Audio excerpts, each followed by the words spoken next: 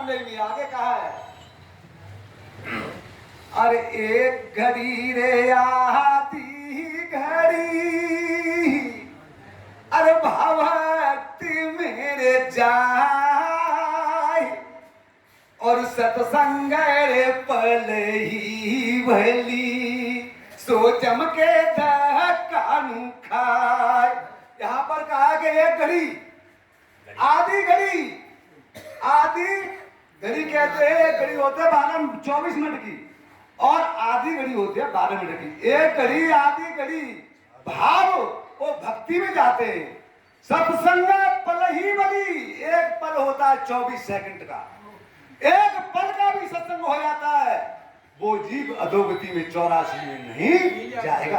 आगे कहा है, सत्संग किसे कहते हैं, सत्य किसे कहते हैं, वो सत्संग किसे कहते हैं, जिस जो तीन काल में समान रूप से रहता है, जिसमें भिन्नता कदाप नहीं, और निर्गुण सगुण से भी परे है, उसको न निर्गुण कह सकते हो न उसको सगुण कह सकते हो। निर्गुण सगुण से भी परे है, जिसमें कभी परिवर्तन नहीं होता है, सदा सत्य एक रस रहता है, वही सनातन सत्य है। सनातन सब में समाया हुआ जो अपने को जान लेता है वही सनातन है, और कोई सनातन नहीं। सत्य को जान लेता वही सनातन है। और सत्संग किसे कहते हैं, जिस वार्ता चिंतन के द्वारा समागम में, ये समागम है, ये सत्संग समागम हो रहा है, सत्संग नहीं हो रहा है।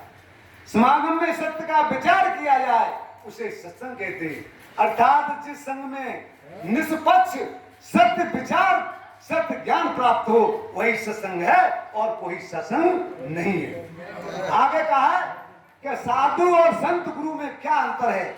जैसे साधु और संत और गुरु, साधु संत गुरु में क्या अंतर है कि साधु संत और गुरु ये बैराग की 3 अवस्था होती है, और बैराग की 3 अवस्था होती है। साधक संत की सत्य विचार, तन मन वचन विषय इंद्रियों की साधना काल को साधु कहते हैं। और संत किसे कहते हैं, सार शब्द की साधना। सार शब्द क्या है, शब्द 4 प्रकार के हैं। आकाश को भी शब्द कहते हैं, अक्षर को भी शब्द कहते हैं, और जो मुख्यार है इसको शब्द कहते हैं, और उसको सार शब्द कहते हैं। वो सब घट घट में समाया हुआ है, उस आत्मा को सार कहते हैं। ये इस संसार में सब निस्सार है। आगे का सार शब्द की साधना, सत्य समता पद की स्थिति को संत कहते हैं। और गुरु किसे कहते हैं, और सार रहनी, सत्य विचार, सत्य ज्ञान, और सत्य ज्ञान, और सत्य ज्ञान, और सत्य ही विचार, और मार्गदर्शन उपदेश करने के स्थिति को गुरु कहते हैं।